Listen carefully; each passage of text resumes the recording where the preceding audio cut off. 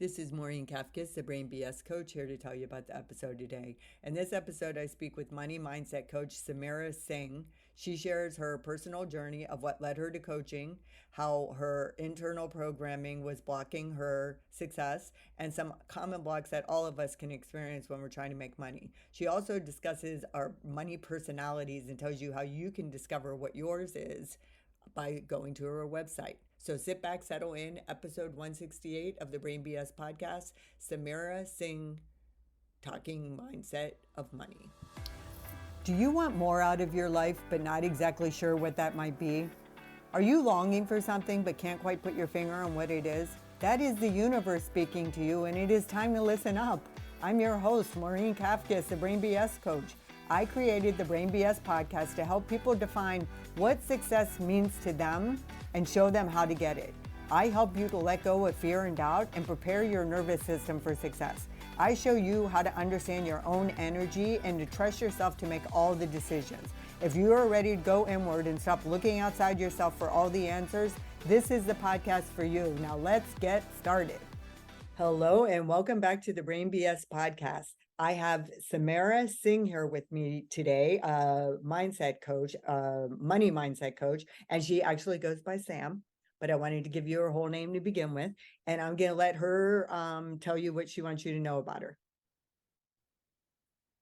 Hi, Maureen. Thank you so much for having me on your fabulous podcast. I'm truly honored to be here and to be in front of your amazing audience. I'm Sam, as Maureen has very kindly introduced me. I'm a money mindset coach based in the UK, in London specifically, and I love helping people transform their relationship with money.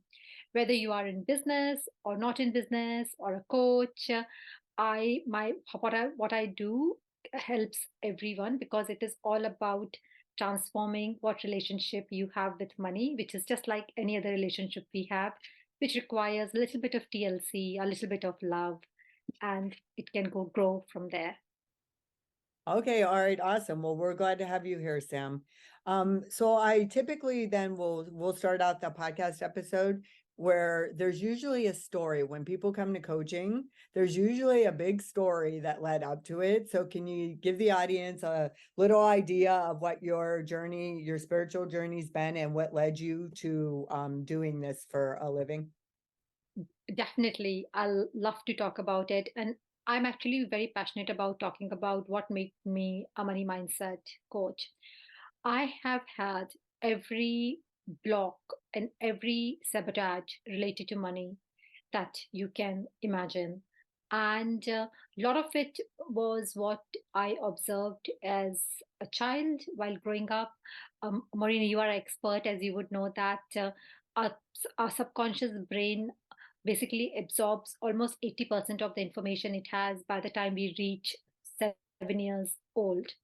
And a lot of my blocks related to money came from the fact that my mom came from a very well to do family, and my dad came from a more of what you would say a working class family. And they were very happy together. Touchwood, they are still together. But one so constant source of conflict in their relationship was related to money because they had totally different concept of money. They had their upbringing was very different when it came to money matters and what money means to them. And looking at that, I really, what I did was my subconscious brain absorbed the fact that money is a source of conflict because I saw my parents fighting because of money. Also, what my dad always tried telling me and my sister was that if we went to visit my paternal and maternal grandparents, don't take any gift, don't take any money if they're giving you. And that kind of made me feel that, oh, taking money from others is not good, or I'm not worthy of having gifts or taking money. All this, when I grew up, started showing up in my life in different ways. One of the ways in which my money mindset or limiting money beliefs or blocks that I had about money showed was I dated men where I was the one spending money. Like they would never get me gifts, they would never take me out or split it equally how it should be. I was the one spending most money in my relationships. And to be honest, it went on until quite recently, until I really, really started working on my relationship with money. Okay, wait. Let's stop because we got to talk about that. Yeah, Because I mean, think about that. Like, I don't think a lot of people realize how deep this stuff goes back from early on with our relationship with money or anything for that matter, right? It's the same you have to go inward to figure out what's going on in there and what it's creating for you in your life. Like some people would never realize that the reason why they keep dating guys that don't have money is because of that brain filter they got when they were little, that it's not okay to receive money. You can't receive money from other people and money's bad. So why would you want a guy who has money if it's perceived like in a negative way? So it's just really interesting how it impacts money, impacts your relationships. exactly. And people don't realize that. And what my personal finding in my own life has been is that if you don't think you are worthy of money, it would show in your personal life. Like you would have people in your life who would not be investing in you, and it would show in your professional life, whether you are a business person or a professional, where your clients or your employers will not think that you're worth investing in. And also, like I was replicating the same relationship which my parents had, where my mom had married someone who didn't have that as much money as she had, and trying to almost like recreate the same pattern in my life, but and hoping for a different outcome. And as you said, I had to do a lot of inner work to realize that yes, I am worthy of receiving money, and I'm worthy of someone investing in me, because money is nothing. Money is an energy. Money is a whether it's in relationships, whether it is in profession, whether it's in business, it's an energy, it's an exchange that you are giving something of value, and someone is basically giving value back to you by uh, giving you money. See, otherwise, if it was not for this, money is just paper or plastic, at worst, as cards. Yeah. Well, that's interesting when you think about it, because your situation, I'm sure there a lot of people go through that, but society kind of has it so that women are the ones that depend on the men for money traditionally, right? So that's also a big leap for women to make when they're used to having a partner who is making the money and being the provider, and then deciding that they're going to do that for themselves. That would require, like, so that's sort of like what I'm doing, because my husband has been a great provider and I have a great life, and now I'm becoming an entrepreneur and trying to figure out the whole money thing and changing my relationship with it. And it really is, and so it's kind of interesting. You might know something about this. I've attracted a lot of money to me through other people, but not so much from my business. So how does that work? Like how do you have this? Is it just the energy of somebody giving me the money versus making it myself? Or can you speak to that at all? Yes, so it to me, what it shows is this, that there's a money block somewhere, which makes so you can attract money. You have that, you don't have that limiting belief around money, that money will not come to you. But there's a specific money block relating to your business. And the block may be relating to something, the fact that uh, either you feel, I'm just thinking out aloud here. No, it's okay. I'm One open of to the anything that reasons you the say. block, one of the reasons the block may be there is this, that maybe deep down you feel it's bad to earn money doing what you do, because what I know about you, Maureen, you're very idealist. You think a lot of what you do is about creating value. So you almost, there's a block that you should be creating value, you should be doing this in world. And to earn money by doing this is bad because some people who need it may not be able to do it, or the fact is this, that something which should be given free to people, something monetary is being charged. So there may be a block that in one short way, bad to earn money this way. For example, there may be some people who think that it's bad for doctors to earn money, like, but treating poor people because they should be treating them for free, right? It's the same kind of block. So I've done work on money. So I don't, I really don't think that I think it's bad. I mean, is the mindset ever more like that the mindset's not the problem? It's just that you're not taking the correct actions and you might be going down the wrong road and the universe is like, you got to take a detour and you got to go this way instead. And this might work better for you because what you're doing isn't working. So I'll come to all of these. So that may be one of the reasons. The second reason may be the fact that deep down you maybe feel that uh, this is not your best work, that you can do better. So that's also another block which I had, that what I'm doing is actually, it's like almost like an imposter syndrome, that what I'm doing is not good enough. So why would anyone pay for that? And then that starts reflecting. The third is also like, we need to be ready to receive it. And receiving comes in various forms. There is the fact that what you mentioned, that you are physically ready to receive it. So you have all the systems in the world, you have everything which is there where you can receive it. And the other big part of receiving is that you're emotionally ready to receive. You're emotionally there, that you know that yes, that money is coming and I am ready to receive, and you're almost anticipating it. And uh, the other part is this, that sometimes you almost think that actually what you are charging is either too high or too low deep down. And that also acts as a block, because your subconscious is going that this is not the right price for it. So there can be quite a few reasons why the your if you're having problems earning money from your business. Some of them may be to do with your limiting beliefs, some of them may be more practical, in the sense that the proper systems may not be there, and some of them may be more energetic, as I said, that you don't feel you are ready to receive money yet. Oh, that's interesting. And it could also be like all of the above, a Yeah. small combination of different things, right? Because I did just change everything and I don't have it set up. So I'm not really trying to make it right now. Um, but I just asked these questions for somebody else because I'm sure there's a lot of people Yeah. listening. There are some coaches who listen who are trying to figure out why they're not making the money. And I do the work. I have a daily commitment to the work into my mindset. But I think a lot of it too is trust and experimenting. Like you have to just, you can't, so your money mindset can't just, you can't figure out what it is or if it's working if you're not taking actions to actually try to make money. Yeah.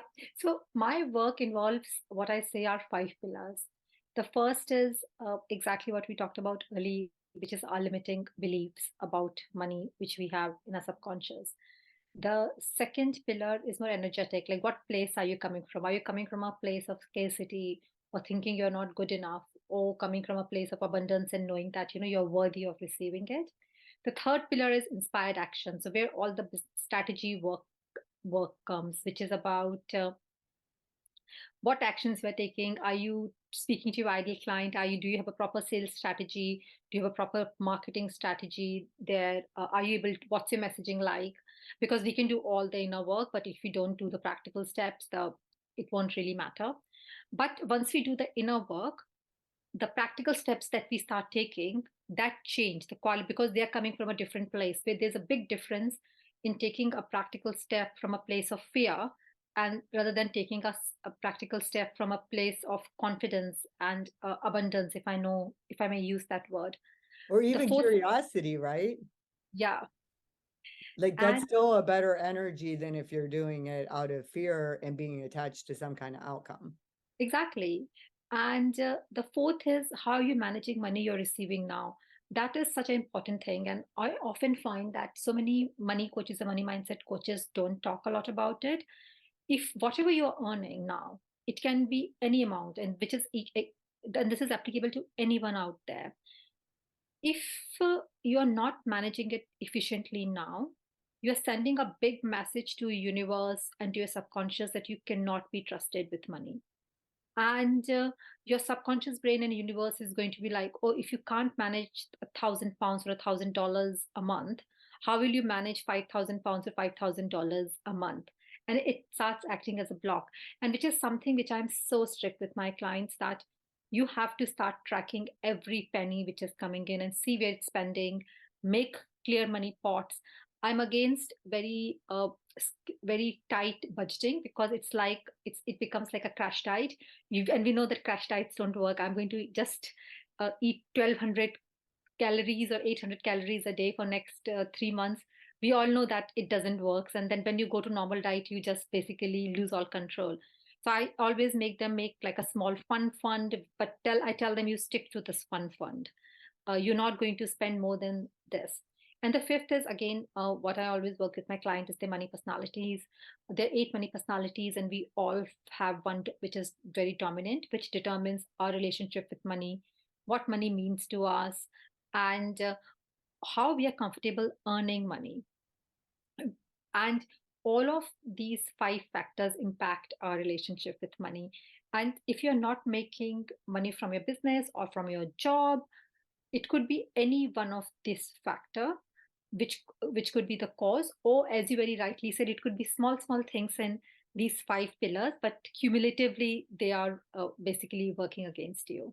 Yeah. Wow. I think that's going to be really helpful for a lot of people. Can you share, is it okay to share with people the 8 personalities? Of course, I love it. You just tell me to shut up. Okay. So we have 8 money personalities, and as I said, they determine our behavior with money, how what money means to us, and how we are comfortable earning money. The first one is what I called a saver. Now, these are the people who love saving money. They are very conservative when it comes to spending money. There are people who would think 4 times before spending money.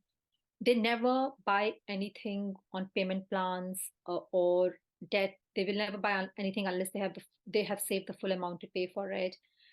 This is your friend who, when you go for movies, would basically go to 5 places to find the best deal for buying popcorns and a coffee, and will feel very happy that she has saved 25 cents.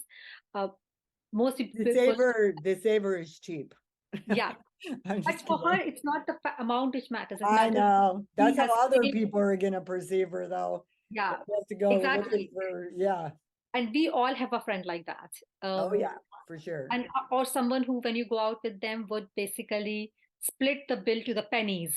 That Yes, yes, and they're just being, until I knew about money personalities, I used, because I'm very different from that, my money personality is very different. I used to wonder why they are like that, but when I realized, I was like, oh, like, it all makes sense now. yeah. They're just Okay, being. what's the second one? The second money personality is what I called a lot of women fall under are nurturers. For them, money is a tool to take care of people. They love spending money on others, buying gifts, uh, and using it to take care of others. But what they end up doing is this: they end up putting themselves in the end. And a lot of women fall under this category. The third is a uniter. For these are the people who prioritize building relationships over money. They are the people who would have this, whether they are in business or a coach, they will have one client for last, someone who has stick with them for last 15 to 20 years. They have not increased their prices. If they're in a product based business, they would still be giving them discount, which their father promised them years back. And the good thing is this, that their clients have a very big sense of loyalty towards them. The Sometimes the shadow side is this, that they don't sometimes keep up with the changing times and the changing costs. Yeah. The fourth money personality is very different. They are basically what I call superstars or celebrities. They love using money as a tool to show off. These are the people who they will buy the branded bag and immediately they'll be on social media basically showing off their bag, or they would travel business class and document their whole journey on social media or Facebook. that this is what I did, because they use money as a tool to stand out in the crowd. The one after them is called sensualist. They also love having a comfortable life, but for them, it's the experience that matter. They don't like showing off. They just want to have a comfortable life. So they will also travel in business class, but it's just they will never put it out in social media or even share with others. But they just want that experience. They want to feel good. So they use money for experiences which make them feel good. the the six money personalities are visionary. They use money as a tool to change the world for better. They personally don't like money, but they realize it's a necessary evil if they want to leave their impact on the world. So a lot of charities, people who work for NGOs, they fall under this category. The seventh is a very interesting one. They are what I call the rebels without a cause, or iconoclasts. They are people who like earning money in unconventional way. They want that thrill, that adrenaline rush. A lot of people who love gambling or betting, they fall under this category. They may even be in conventional careers, but they would still make it unconventional in some way. They like to shake up industries. Sometimes it works, sometimes they don't work. Elon Musk is a perfect example. He would go to in any industry and he will shake it up, do unconventional things. Sometimes it works. Tesla worked. Twitter, X, whatever it's called now, didn't work. The last are rulers. They are basically legacy builders. They love building. They love building business empires. But it's not about money. It may look like they're obsessed with making money, but it's about building a legacy, leaving their impact on the world. It's about having their empire. So, in fact, if you give a ruler, if they win the lottery, they'll be very unhappy because they will have the money, but they'll be like, where is my empire? Now I have the money, but I can't see my legacy around it. So these are money personalities, eight money personalities. There's a quiz you can, free quiz you can take in my website to find what is your most dominant money personality. We all have a very dominant money personality, but we are also impacted to a great extent by the two other most most dominant money personalities. So for example, your most dominant money personality may be a saver, but your let's say your top, your second and third dominant personality is a uniter and a nurturer. So to some extent you would also be impacted by those two, but your most of your traits would be that of a saver. Okay. All right. Well, that's because I'm listening to that and I'm not sure what money personality would go with me. I would definitely raise the prices. But I also could see myself in the socialist, but also raising prices. I think for me, it's more about accommodating different income levels so that the Yeah. people who don't have money are taken care of, but that I also have the opportunity to create more wealth for myself by providing value to people who have money and can afford it. Yeah, so I think maybe I mean, you'll have to take the test, but maybe your top money personality is a visionary, followed by a ruler, but and they may be, because as I said, like your top money personality impacts you the most, but you're also impacted by your the second and the third money personality. Yeah. And also depends on what the difference is between the scores. For some people there's a lot of difference, but for some people it's not. So you have this tug of war between two money personalities. So for example, my uh, top money personality is a ruler, and my second most dominant money personality is essentialist, the one who likes having a good experience. And the difference is not that much, and every day there's a tug of war in my brain, because the ruler in me is a workaholic. The ruler wants to do everything. The ruler feels guilty if I watch TV even 15 minutes, because I should be out there working on my business. And the sensualist in me is like, yeah, let's just take a day off. We worked hard yesterday. Oh, let's just go and go out and see my friends and have a nice dinner, because I created all my content for the month yesterday. But the ruler is like, no, we have more work to do. So it's very interesting, and Yeah. you have to I take the don't I don't think I'm a ruler then, because I yeah, have no problem taking time off. you're not But a ruler. I do like the idea though, maybe is it the sensualist, did you say? Yeah, The which is sensualist and the visionary kind of sound. But so this brings up a really interesting point though. Because Yeah, when people come to take your test and they haven't done any of the work on their internal programming, yeah. that's going to impact that's going to impact their personality, right? Like if I hadn't done the work, I wouldn't know that I was a visionary. I would have just thought that I was like, you know what I mean? It impacts the way you perceive yourself. So basically, I have 64 questions which I ask in the test, and they're quite simple questions. So it's like, if you know Myers-Briggs uh, Yeah, system, yeah. so you don't have to know the personalities to know to take the quiz. You take the quiz, and it gives you the personality and shows you the trait. It's a bit like that. So, and the questions Oh, are very practical. They're to do with, like, what they're doing with money in in their daily life. So they just and they score on that. They give you a score. Like they strongly agree, they don't agree on that level, and yeah. then on basis of that score, they find their money personality. Oh, well, that's really cool. I think that'll be really helpful to a lot of people too. So why don't you tell the audience how they can work with you or what that looks like, what kind of container you do? Yes. So if you want to work with me, there are two ways to work with me. So, of the first is you can work one to one with me, which is, of course, the most personalized support you can get. I have a 6 month plan, a 3 month plan, and a 6 weeks plan.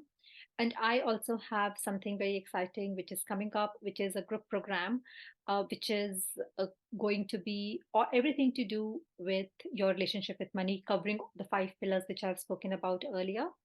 And it would be like uh, a group course where you would have your self study material in terms of videos and pamphlets and workbooks. But plus, it will involve a one group coaching call every live group coaching call every a week with me.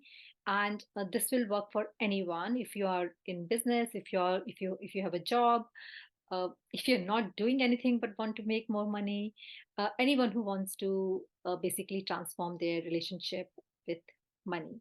And I also have a free Facebook group where I provide free training and free challenges every month for anyone who wants to basically transform their relationship with money, because I know there are some people who need help, but they're not able to basically they're not in a position to work with me immediately. So I provide them with support in my free Facebook group. I, as a person, am totally against people using credit cards or taking debt to work with me. So I always tell people like that, join my free group, you will get a lot of support, and when you are in a position to work with me, then come and work with me. What's the name of your Facebook group? It's called become a money magnet. Okay. And I'll then send you. what about do you want to tell the audience about your podcast too? Yes, I also have a podcast. Thank you for reminding me. I was like that. I'm speaking so about so many things. I have a podcast called "In Her Successful Shoes," which is again all about to do with your money mindset. Plus, I invite a lot of inspiring people like Maureen on it, who share their knowledge with you on how you can grow your business, regardless of what kind of business you have, whether you are a product business, you are a service based business, or you're a coach or a consultant. And you can find it on Apple, on Spotify, and on Google. It's called In Her Successful Shoes. All right, awesome. Well, okay, Sam, is there anything else that you would like to say in the podcast today that you Yes. haven't said yet? What I would always tell people is this, that your, as I said earlier, your relationship with money is just like a relationship, which which can improve regardless of where you are starting from. And you don't have to change who you are. A lot of people have this perception that they have to become thinner, smarter, talk in a certain way, dress in a certain way, have their hair in a certain way, or anything else. They have to basically change themselves and stop being who they are to make more money. That is BS, as this podcast says. You can have a very healthy relationship with money exactly as you are. And what healthy means is very individual and very personal to you. You don't have to get influenced by 10,000 months, 15,000 months, what people are saying. You need to really go deep inside and find out what does a healthy relationship with money looks like for me, and then come from that place of authenticity. All right. Well, thank you for coming on the podcast. You shared a lot of insights and stuff that I think I haven't heard people talk about money personalities a lot. So I think that's something really cool and new and interesting for people to learn about. So thank you so much for being here. I'm absolutely honored to be here, Maureen, in your fabulous podcast. Thank you so much for having me. All right, audience, I know you learned something valuable here today. I'll see you next episode. Thanks for taking the time to learn how to master your brain BS. I hope you enjoyed listening to the episode as much as I enjoyed creating it for you. If you're inspired, I would really appreciate it if you could take the time to do a 5-star review and tell everyone about the podcast. And if you want to learn more about how you can be a part of something amazing and a community that's trying to give back and change the world in a positive way, you can go to www.thebrainbs.com to find out how.